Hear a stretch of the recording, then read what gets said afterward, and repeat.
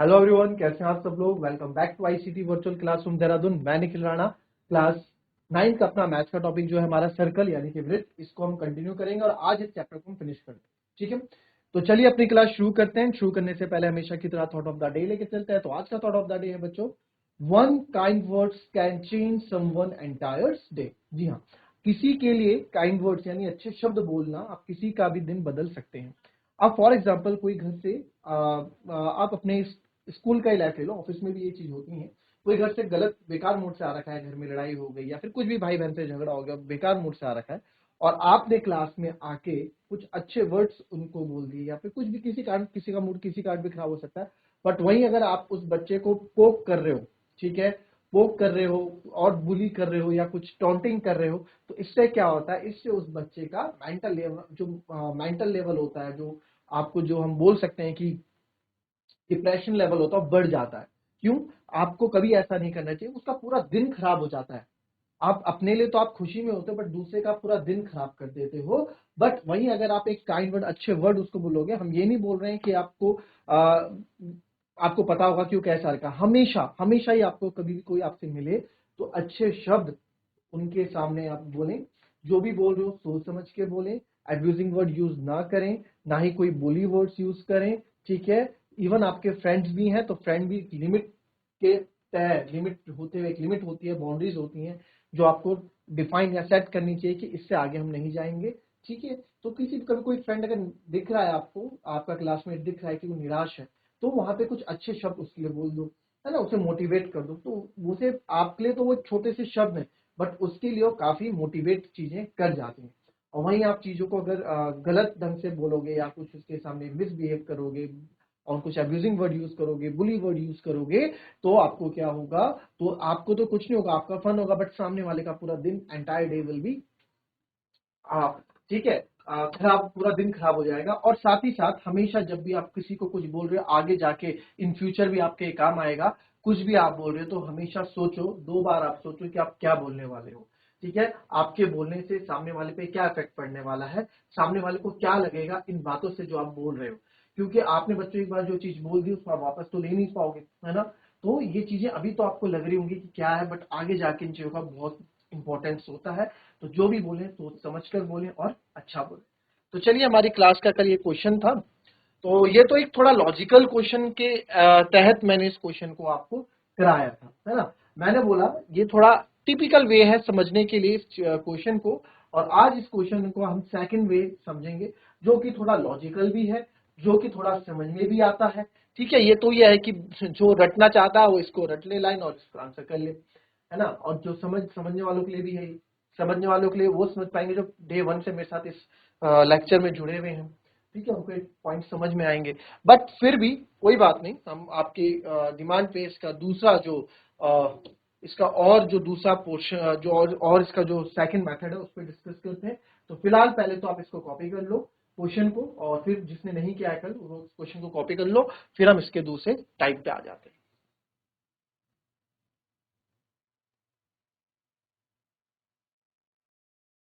चलिए इस क्वेश्चन में देखते हैं। तो ये रहा question, ABC and ADC are two right triangles with common hypotenuse AC. ठीक है जी, दो हमारे पास ये राइट एंगल ट्राइंगल्स हैं, तो एक हम राइट एंगल ट्राइंगल आपका बना देते हैं फिलहाल, और इसको नाम दे देते हैं ABC and ADC, A B C. और बोला कि दूसरा right angle with common hypotenuse AC, AC दोनों की कॉमन हाइपोटेनस है। ठीक है, तो एक ट्राइंगल और बना देते हैं, ए बी सी और एडीसी। ठीक है, और दोनों क्या है, राइट एंगल बी पे, यहाँ बी पे हो जाएगा राइट एंगल, और ये डी पे हो जाएगा। क्योंकि सर कॉमन हाइपोटेनस है एसी, तो हमने एक इस तरह का ट्रायंगल बना दिया। अब क्या बोल रहा है वो, prove that angle C A D. तो सी ए डी आप देखेंगे, सी ए डी यानी कि इस वाले एंगल की बात कर रहा है, इस equals to angle C B D. C B और डी, तो एक लाइन में यहां से इसमें कंस्ट्रक्शन करेंगे, सी बी डी बोल रहा है, तो आपको क्या एक लाइन यहां से खींचनी है, सी बी डी। तो सी बी डी यानी इस एंगल को आपको इक्वल प्रूफ करके दिखाना है। तो इसको मैं एंगल 1 और एंगल 2 ले लेता हूं, है ना, एंगल 1 एंगल 2 हम इसको यहां ले लेते हैं। अब इसमें क्या है कि सर ये एंगल इक्वल प्रूफ करके दिखाना है, तो मैं बहुत इजीली से एंगल इक्वल प्रूफ करके ये दिखा सकता हूं। कैसे? अब देखिए,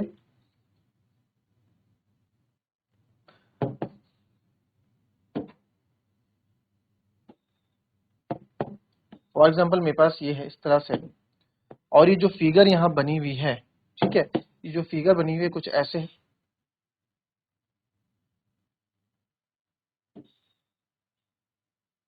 ये डी है, ये सी है, ये ए है, ये बी है, और ये हमने ज्वाइन कर देते हैं ऐसे ए बी।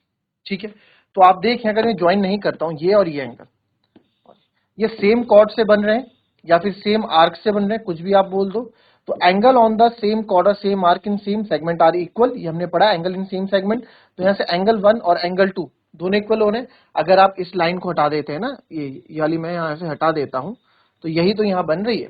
तो अगर ये ट्राइंगल्स आपका सर्कल में होता, ये रेक्टेंगल्स आपके सर्कल में होते, यानी कि तो आप इसको बोल सकते थे कि तब हम angle in the same segment से इसको इक्वल प्रूफ कर सकते थे। बट सर्कल में होने के लिए, यानी कि सर्कल में अगर कोई ट्राइंगल है या एक तरह से क्वाड्रिलेटरल बन चुका है, तो सर्कल में होने के लिए मुझे पहले से साइक्लिक प्रूफ करना पड़ेगा।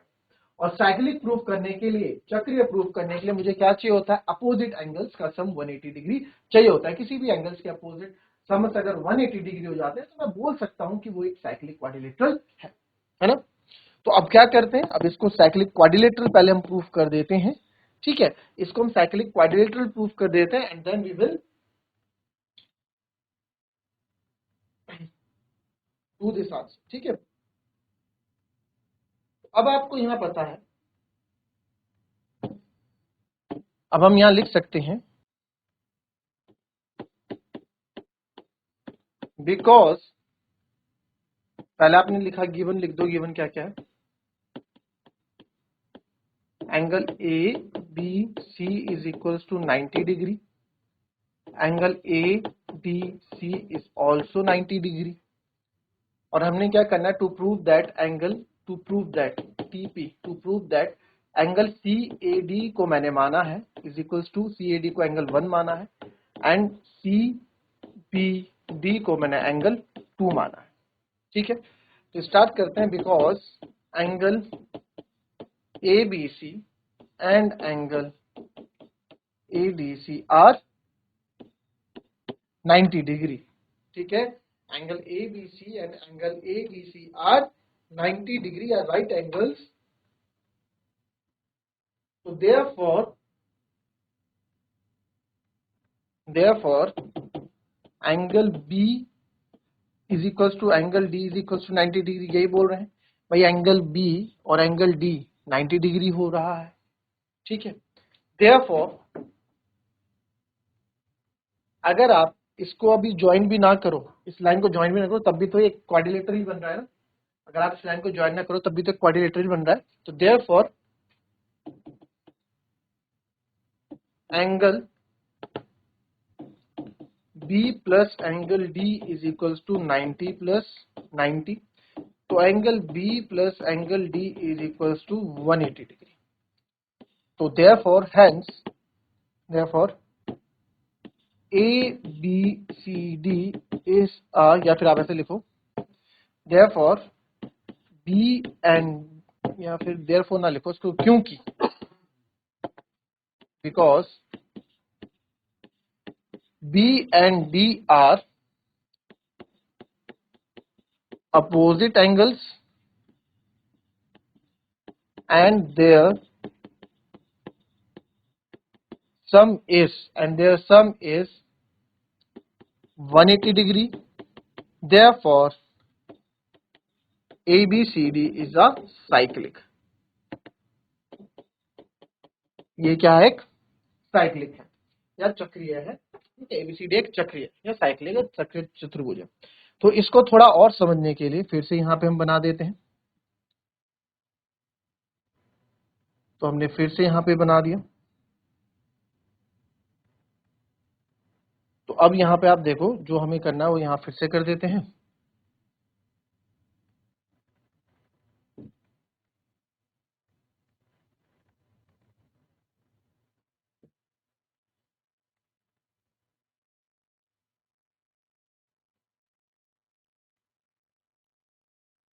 फिगर जैसा ही बन रहा है आप देख लेना अपने हिसाब से इसको, ई डी ए, और इधर से भी एक ट्रायंगल ये भी है,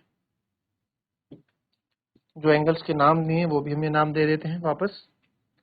ये हमने एंगल 1 माना है और ये हमने एंगल 2 माना, ठीक है, एंगल 1 एंगल 2 माना है, तो आप लिख सकते हैं यहाँ पे। अब क्वेश्चन कुछ भी हमारे पास बचा नहीं, सारा इजी हो गया। अब आप यहाँ सिंपल, अब तो हमारा क्वेश्चन खत्म, ये हमारा हो गया there sum is cyclic, therefore angle 1 is equals to angle 2, हमने लिख दिया, क्यों? Because angle in same segment, देखो ये आर्क, ये कॉर्ड नहीं तो आर्क देख लो, यही आर्क, ये CD आर्क से आपका ये एंगल भी बन रहा है और इसी CD आर्क से आपका ये एंगल भी बन रहा है। तो एंगल 1 इक्वल्स टू एंगल 2 यानी कि angle in a same segment, therefore hence, तो आप लिख सकते हो angle CAD is equals to angle CBD, hence proved. था ना इजी क्वेश्चन? कॉपी कर लोगे इसको।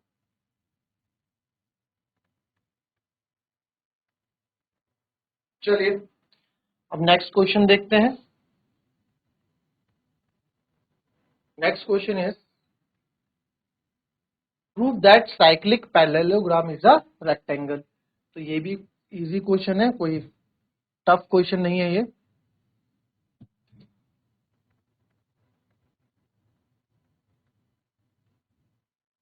प्रूव दैट, सिद्ध कीजिए कि चक्रीय समांतर चतुर्भुज एक आयत है, यानी कि prove that cyclic parallelogram is a rectangle, कि साइक्लिक पैरेललोग्राम क्या है? एक रेक्टेंगल है, ये भी आपको प्रूफ करना है। चलिए कॉपी कीजिए पहले इसको और बनाइए फिगर, देखिए क्या क्या आप कर सकते हैं, उस हिसाब से फिर हम आगे बात करेंगे।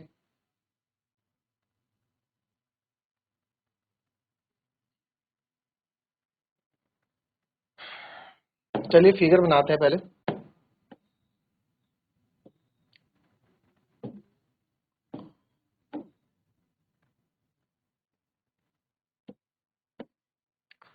तो बोला गया साइक्लिक पैरेललोग्राम क्या है? एक रेक्टेंगल है। ठीक है जी, साइक्लिक पैरेललोग्राम हमारा क्या है? रेक्टेंगल है। तो पैरेललोग्राम को रेक्टेंगल प्रूफ करने के लिए, पैरेललोग्राम को रेक्टेंगल प्रूफ करने के लिए मुझे क्या करना होगा? रेक्टेंगल के चारों, जो आपको पता है आयत के चारों कोण क्या होते हैं? 90 डिग्री होते हैं, 90 डिग्री होते हैं, है ना?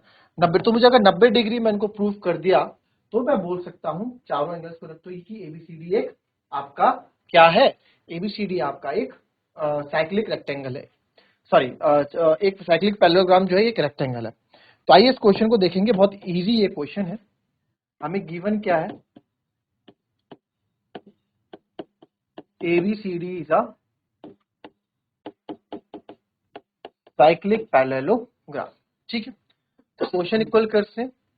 अब पैरेललोग्राम में अपोजिट साइड्स भी इक्वल होती हैं, है ना, और रेक्टेंगल में भी अपोजिट साइड्स इक्वल होती हैं, तो इसका तो कोई फर्क बनता नहीं। क्यों? क्योंकि सर पैरेललोग्राम में भी अपोजिट साइड्स इक्वल होती हैं और रेक्टेंगल में भी इक्वल होती हैं, तो यहाँ तो ये दोनों सेम सेम उसमें है, सेम जोन में। बट ये डिफरेंट कहां से हो जाते हैं? क्योंकि डिफरेंट कहां से हो जाते हैं कि रेक्टेंगल के सारे एंगल्स 90 डिग्री हो जाते हैं, ठीक है। तो आइए देखेंगे यहाँ पे क्या करेंगे। मैं बोल सकता हूं angle A is equals to angle C, angle A is equals to angle C, because क्यों? एबीसीडी इज अ पैरेललोग्राम, क्योंकि साइक्लिक, इसके साथ एक पैरेललोग्राम भी लगा है, तो because opposite angle of parallelogram are equal,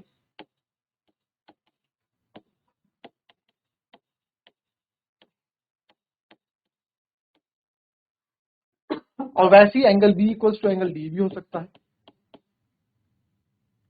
angle B और एंगल डी भी आपके अपोजिट एंगल ऑफ पैरेललोग्राम है, और अपोजिट एंगल ऑफ पैरेललोग्राम आपके इक्वल होते हैं। बट वहीं पे बट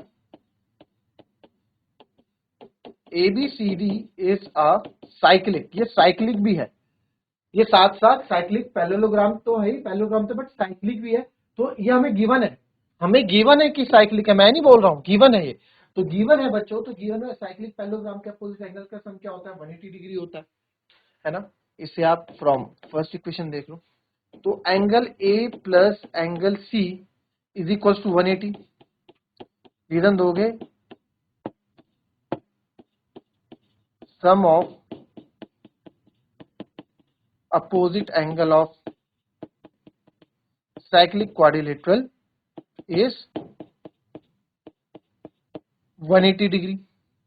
अब angle A plus angle C की जगह अगेन मैं एंगल ए रख दूं, क्योंकि एंगल ए एंगल सी बराबर है, तो इक्वल्स टू 180 डिग्री। यहां लिख दो हमने कहां से क्या है, फ्रॉम फर्स्ट, तो ये गया twice of angle A equals to 180 degree.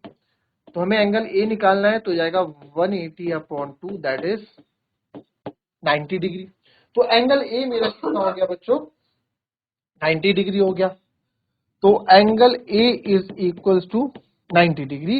वैसी एंगल सी भी आपका सॉरी, एंगल सी भी मेरा 90 डिग्री हो जाएगा। तो एंगल ए भी 90 डिग्री, एंगल सी भी 90 डिग्री। तो ये भी मैं इसको 90 डिग्री प्रूफ कर चुका हूं, ये भी मैं प्रूफ कर चुका हूं।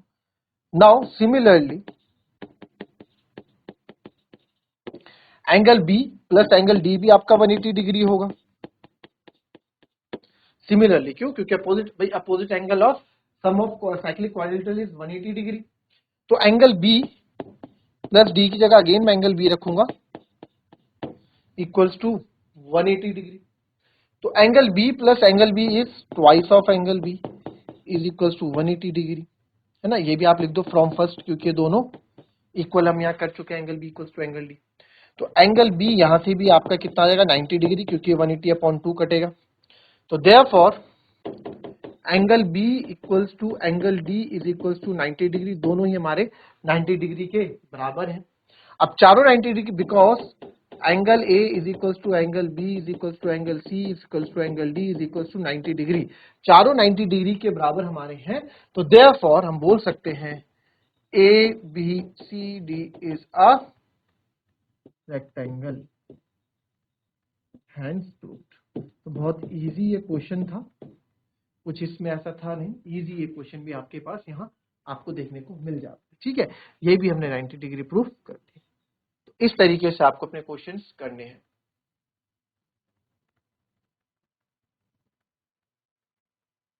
सो दैट्स ऑल। आज हमारे सर्कल्स के 2 ही क्वेश्चन और यही हमारा यहाँ पे चैप्टर खत्म। ठीक है, तो इसमें क्लास ही छोटी क्लास रही, और इसमें जो है आपका जो आपको समझ में ना आया वो चैप्टर में आप समझ सकते हैं। अब हम जो मंडे को आपको मिलेंगे, इसमें हम स्टार्ट करेंगे अपना नया chapter surface area and volume. बहुत ही इंपॉर्टेंट चैप्टर है, मेंसुरेशन का चैप्टर है, क्लास 10th में भी आपके काम आएगा, आगे जाके भी आपके काम आएगा। तो बहुत अच्छा चैप्टर है, अच्छे से पढ़ेंगे इसको, जो चीज समझ में नहीं आए वो चीज आप पूछ सकते हैं। और आपको इस चैप्टर से रिलेटेड कहीं भी कोई डाउट है तो आप अपने मंडे को पहले आप उस डाउट को क्लियर करेंगे, फिर हम अपने नेक्स्ट चैप्टर की तरफ मूव करेंगे। तो कोई डाउट है अगर, तो आप चैट के माध्यम से भेज दीजिए, हम तक वो डाउट पहुंच जाएगा। और अगर है तो हम उसको मंडे की क्लास में पहले डिस्कस करेंगे और फिर हम अपने नए चैप्टर की तरफ बढ़ेंगे। अदरवाइज कोई डाउट नहीं हुए तो otherwise we will start the new chapter, that is surface area and volume. So that's all for today. मिलेंगे आपसे अपनी कल की नेक्स्ट क्लास में, तब तक के लिए be happy, be healthy and safe. Thank you and have a nice day.